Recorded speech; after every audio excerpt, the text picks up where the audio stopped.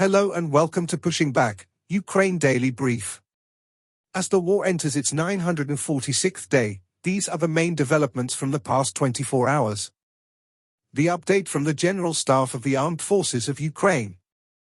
Russia has lost approximately 650,640 troops in Ukraine since the beginning of the war.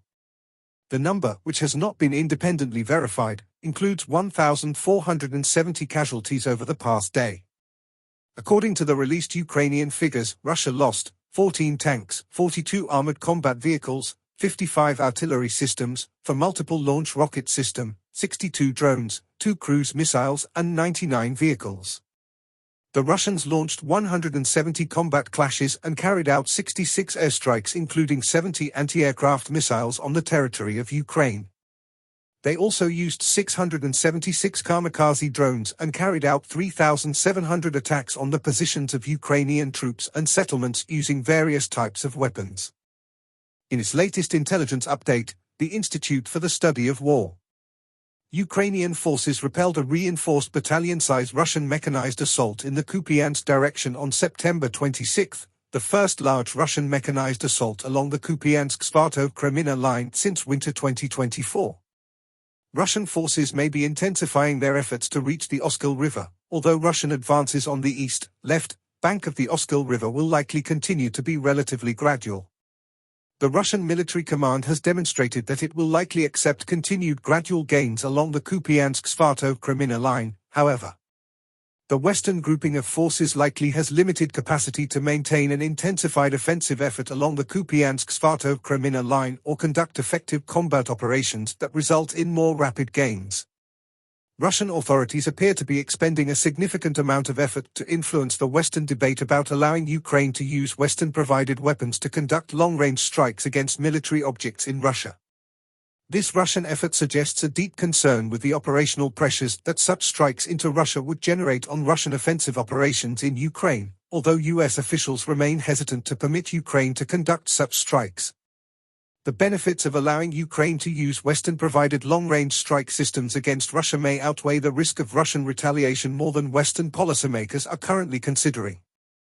Russian Defense Minister Andrei Belousov met with Kremlin-affiliated mill bloggers on September 27, likely as part of the ongoing Kremlin effort to coop Russian mill bloggers and downplay recent backlash in the ultra-nationalist information space over the death of 2 prominent drone operators. The People's Republic of China announced a new initiative to draw international support for its alternative peace plan for Ukraine amid increasing cooperation with Russia.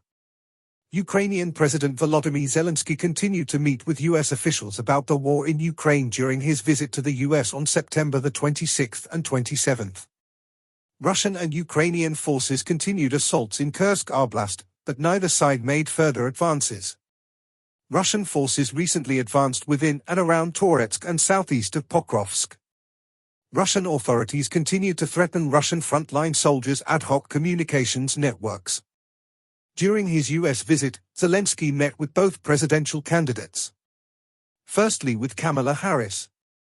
He met U.S. Vice President Kamala Harris in Washington, discussing Ukraine's victory plan. He emphasized the importance of U.S. coordination in winning the war and securing a just peace, while calling for stronger sanctions on Russia and enhanced air defense. Harris reaffirmed U.S. support, stressing the need to defend democratic values and uphold international order in Ukraine's fight against aggression. Secondly, with Donald Trump. He discussed Ukraine's victory plan. He also emphasized the need to stop the war, pressure Russian President Putin, and prevent Russia from funding its war through oil and gas sales. Trump acknowledged Ukraine's suffering and called the meeting a positive sign, highlighting the devastating impact of the conflict on the country. He also gave a nightly address and spoke about 3 key areas. Zelensky concludes key U.S. meetings on Ukraine's victory plan. Zelensky completed a series of vital meetings in the U.S., including discussions with President Biden, Vice President Harris, and Donald Trump. The plan for victory was thoroughly presented to ensure strong U.S. backing for Ukraine's defense, including long-range capabilities, sanctions on Russia, and new military aid packages, totaling nearly $8 billion. Bipartisan support in U.S. Congress for Ukraine. Zelensky emphasized the strong bipartisan support in the U.S. Congress, with both parties and chambers backing Ukraine's defense and peace efforts. Key discussions focused on enhancing Ukraine's air defense and securing continued U.S. military and financial aid, crucial for Ukraine's resistance against Russia as winter approaches. International cooperation on reconstruction and security. New agreements on reconstruction were reached, with over 30 countries, including the G7 and EU, committed to aiding Ukraine's rebuilding efforts. These agreements align with the G7 Declaration on Security and are seen as a vital step towards strengthening Ukraine's position while it remains outside NATO. Thanks for following today's updates. Please don't forget to like and subscribe for more content.